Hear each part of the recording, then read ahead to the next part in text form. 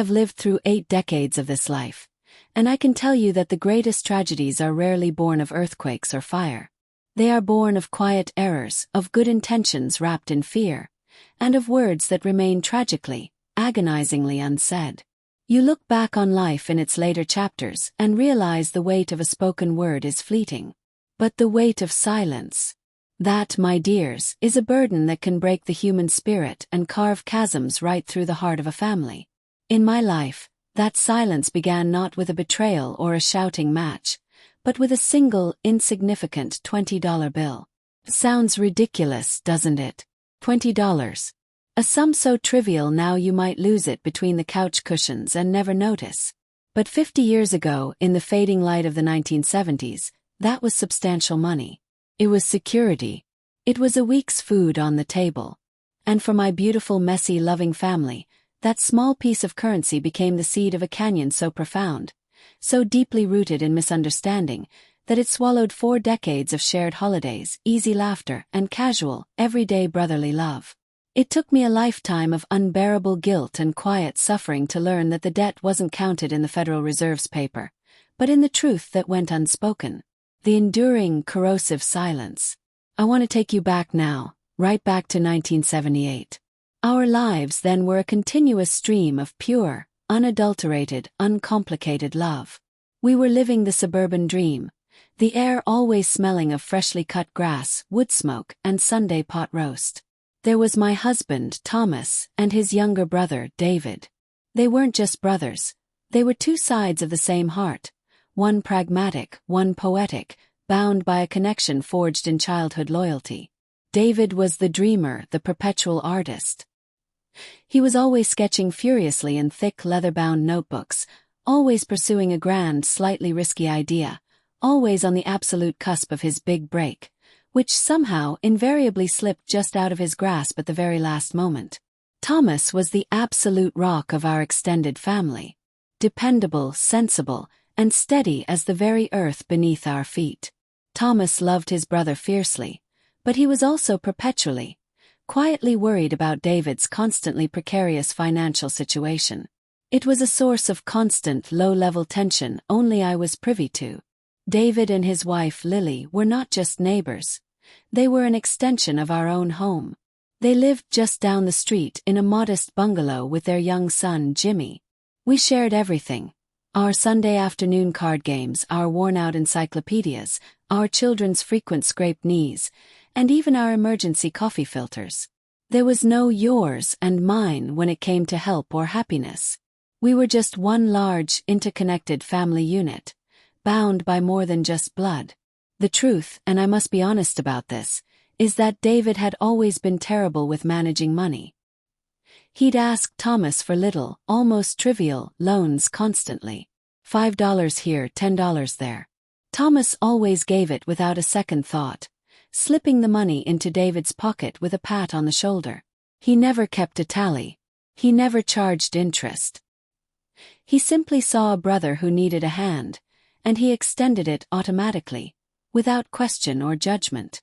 But everything changed, fundamentally and irreversibly, on one unremarkable, yet devastating evening in October of 1978. The shift in our lives came hard and fast that autumn. The local steel mill, where Thomas had worked diligently for 15 years, closed without warning. Thomas was laid off. It was a sudden, cold blow that struck our fragile security like a physical, terrifying punch. We were sitting at our own kitchen table that evening, the overhead fluorescent light harsh on our worn faces, trying desperately to make the numbers work. We had our bills spread out like a defeated army on a battle map. We were discussing what possessions we might have to sell when the back door opened without a knock. It was David. He looked completely pale, his entire body language radiating panic. The usual confident, optimistic spark in his eyes was replaced by a hollow, sickening desperation I had never witnessed before. He sat down across from us and, without even offering a proper greeting, he just blurted it out, the words tumbling out in a rush. "Thomas, I need $20. Right now. I promised Lily I'd get the prescription for young Jimmy, who's burning up with a frightening fever, and my wallet is absolutely empty." The pharmacy closes in 20 minutes, and I have nothing. I'll give it back first thing tomorrow morning. I swear on everything.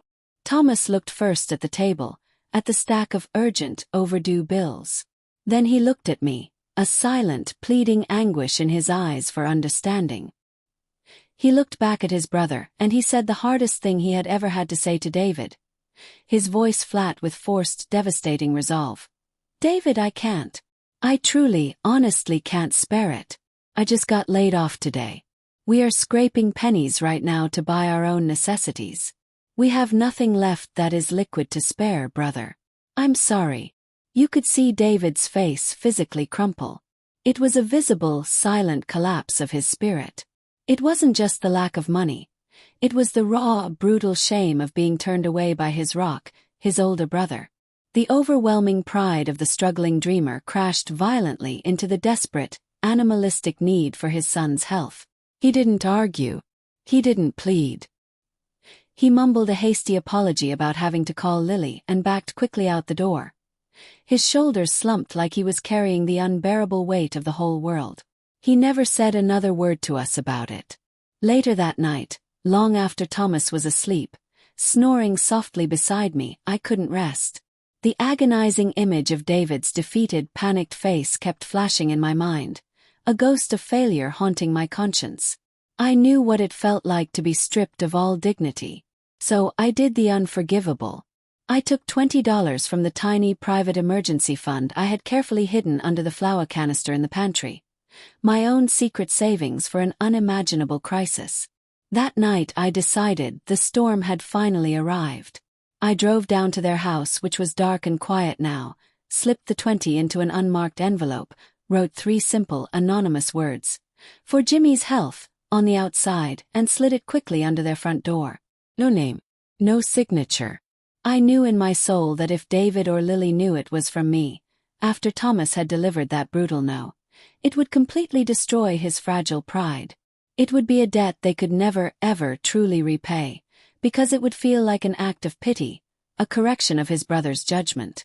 My initial silence, I told myself, was not an act of deception. It was the necessary price I paid for his dignity. I drove home and got into bed next to Thomas, already burdened by the immense weight of the secret I had just created, a secret I foolishly thought would fade into the background. The next day, David never said thank you. Of course he couldn't. He didn't know who the anonymous savior was. I went about my business, feeling a small, guilty sense of satisfaction that I had secretly mended the immediate health crisis for Jimmy. I thought naively that everything was going to be fine. Then came the Sunday barbecue at the neighbor's house, and the air between the brothers was thick, visibly, suffocatingly thick. David was distant, cold. He talked to Thomas, but the usual easy, genuine warmth was entirely gone. He was formal.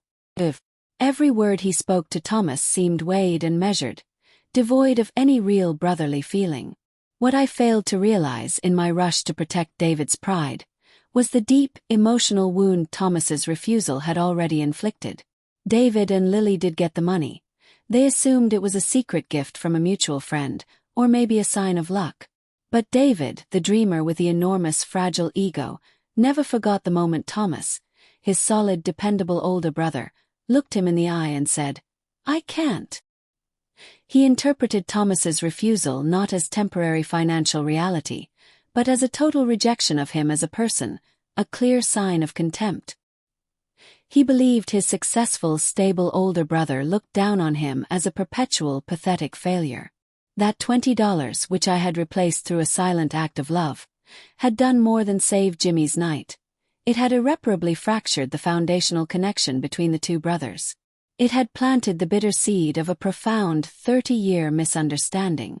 I tried one final time to confess, to clear the poisonous air. Just a week later, I pulled Thomas aside in our bedroom, my heart pounding with guilt. "Thomas, I have to tell you the truth. I gave David the money. I just left it." Thomas cut me off immediately, his voice low and furious, his eyes flashing deep disappointment. "Eleanor, we made a promise. You promised me we would stick to the budget in this crisis. You undermined me. You made my decision look cruel, and you made me look weak and panicky in front of my own brother." He was so intensely focused and angry at me for breaking our household budget, for challenging his authority during a layoff, that he never even paused to consider the deeper, more spiritual wound between the brothers. The moment of truth passed, lost in the heat of his financial panic. I swallowed the words I needed to say, the words that would have explained my true, charitable intention. I didn't press it. I thought the resentment and awkwardness would eventually fade away like any family squabble. I thought the money would be forgotten, its moment of influence past. But the silence was like a tenacious, hardy weed. It dug its roots deeper and deeper into the soil of our family, growing stronger and more corrosive with every passing year. The years that followed were slow, agonizing ships drifting apart, carrying away small, precious pieces of our shared life with every tide.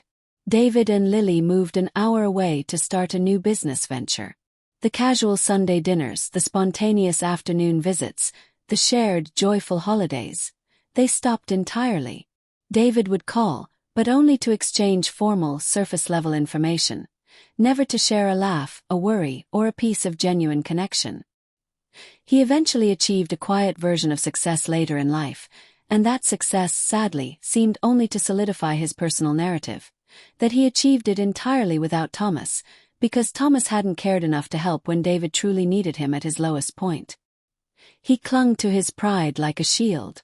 Thomas was heartbroken, but he was also proud and stubborn. He would never, not once, admit to me how much the estrangement truly hurt him, how much he missed his brother's easy company. He convinced himself that David was simply too busy, too successful, or too sophisticated now for his quiet, unadventurous older brother. He told himself that the distance was David's choice, not a reflection of his own failure. And I was the sole, silent keeper of the destructive truth, the one caught miserably in the middle. I often wanted to scream the truth at a family gathering, to interrupt the tense silence with the simple life-saving facts. It was me. It was me who gave you the money. Thomas didn't hate you. He was just scared and proud too. But the moment I made that initial misguided decision, to be silent for the sake of David's dignity, I had sealed my own lips for life. Breaking that silence now, decades later, would only cause new, even deeper damage. It would expose David as the one who was secretly helped. It would reveal that he lived for decades believing a false, empowering narrative of overcoming adversity alone. It would confirm that he was the desperate beggar, saved by my anonymous pity. The cost of my initial small, well-meaning kindness wasn't the $20. It was the complete loss of our easy, familial intimacy. It was a lifetime of watching my husband and his brother drift into cold formality.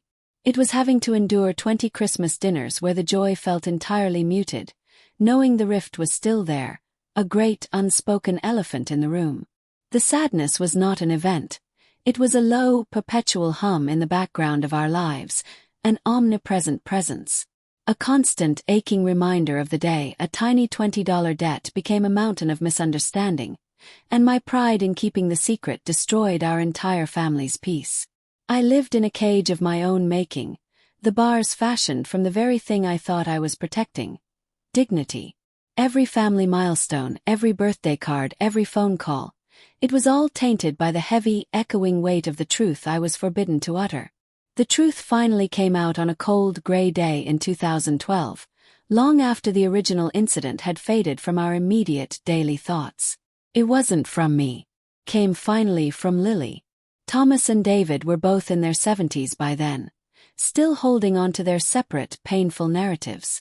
Lily had been quietly cleaning out an old, forgotten photo album and found the original, folded, aging envelope, the one I slid under their door all those years ago. She'd always assumed it was a bank error, a random rebate, something completely mundane. But then she found an old, faded letter from Thomas tucked into her wedding album, a place where she would never think to look for anything serious. The letter wasn't addressed to her. It was a single, crumpled note Thomas had written to himself right after David asked for the money and he had been forced to say no. The handwriting was shaky, full of anguish. It simply read, "David asked." Said no. I hope Eleanor's foolish kindness saves his pride. I couldn't bear to see him beg twice. Pray she never tells. This is the hardest thing a brother has ever had to do. When Lily found that note, she pieced it all together with a devastating final clarity. She drove straight to my house, arriving unannounced. She didn't say a word when I opened the door. She just stood there silently, her face a road map of 40 years of pain, showing me the $20 envelope and Thomas's fragile, fading note. And then, with tears streaming down her aged face, she didn't apologize to me. She didn't thank me. She apologized for David. She said, her voice shaking with sorrow and understanding. He never knew. He never knew Thomas was looking out for him, protecting him, even in silence. He spent his whole life thinking he failed completely alone, thinking his own brother despised him and watched him sink. The revelation was intensely painful, yes. The air was thick with the agony of all those lost decades. But it was also, miraculously, the first true conversation we had had in 30 years. We weren't crying for the money. We were crying for the lost time, for the crushing weight of misdirected pride, and for the silence that had done far more damage than any harsh word ever could have. We mourned the years we spent separated by a tragic, unnecessary illusion. Thomas and David never truly repaired things before Thomas passed away a few years later. The chasm was too wide by then, the years of coldness too numerous to bridge. But Lily and I, we rebuilt. We learned together that forgiveness is not just for the offense committed. It is more often for the sheer, devastating ignorance that caused the offense in the first place. David never gave me back the $20. But I didn't need it. I was paid in a far greater, richer currency. The freedom to finally share the full, messy, complicated truth with those who remained. And that, my dears, is a debt finally, mercifully settled. The silence was finally broken.